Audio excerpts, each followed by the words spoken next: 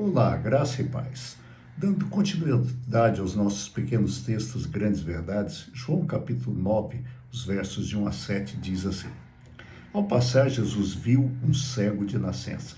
Seus discípulos lhe perguntaram: Mestre, quem pecou, este homem ou seus pais, para que ele nascesse cego?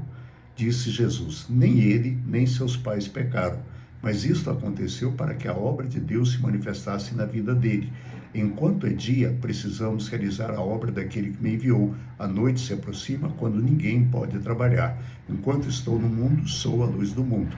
Tendo dito isto, cuspiu no chão, misturou a terra com saliva e aplicou aos olhos do homem. Então lhe disse: Vá lavar-se no tanque de Siloé.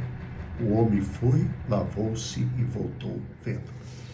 É interessante vermos nesse texto a pergunta que os discípulos fazem a Jesus. Mas a pergunta feita pelos discípulos é uma pergunta que é feita milhares de vezes até o dia de hoje, diante da dor de alguém. Ao ver um homem enfermo, ao ver um homem cego, a pergunta dos discípulos é: quem pecou, ele ou seus pais, para que ele nascesse cego?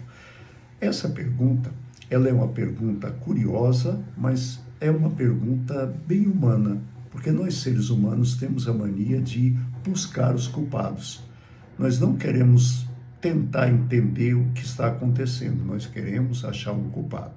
E é curioso também notarmos que a vida não é uma ciência exata, onde 2 mais 2 são sempre 4. Na vida, 2 mais 2 nem sempre são 4. Às vezes são 22, às vezes são qualquer outra coisa, menos o 4. Porque a vida é assim, não é uma ciência exata. E no texto, Jesus explica que aquele homem nasceu cego, que a cegueira daquele homem não era consequência de pecado, mas uma oportunidade para que a glória de Deus se manifestasse na vida dele.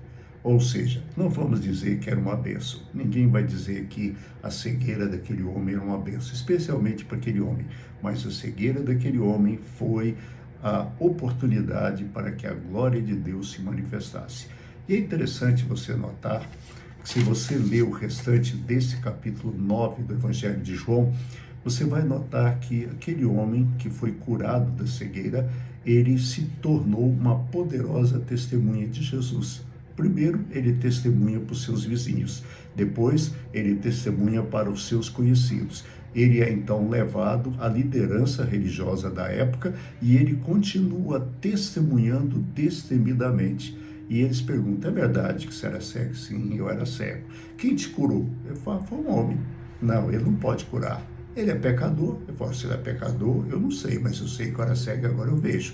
Ou seja, esse homem se tornou uma testemunha destemida de Jesus. E o mais interessante é que no final do capítulo, ele reconhece Jesus como Senhor e Salvador e o adora.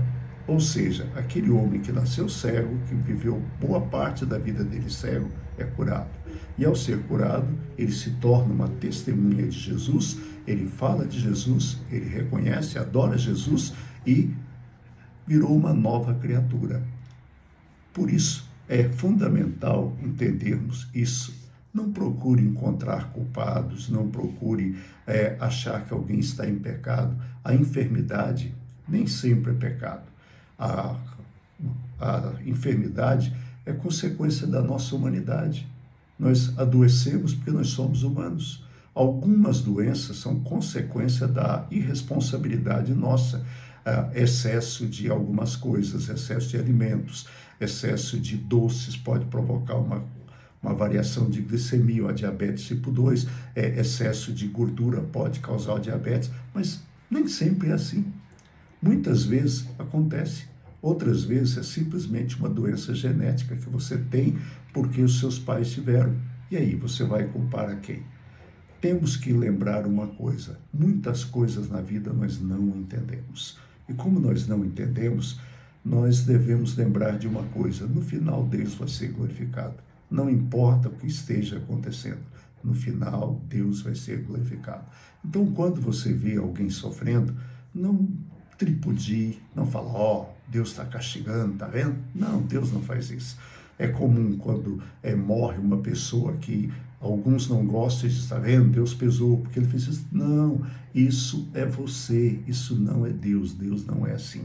Deus é Deus. Ele ama, ele cuida, ele disciplina, mas se ele matasse todos aqueles que não aceitam, da metade do mundo já teria sido morta, mas ele não faz isso. Por isso, lembre-se que no final, Deus vai ser glorificado. Por isso, não fique procurando culpas, simplesmente glorifique a Deus. Tenha uma boa noite. Amanhã, Renato estará com vocês. Eu volto na sexta-feira, se Deus quiser. Até lá, um abraço, fique em paz.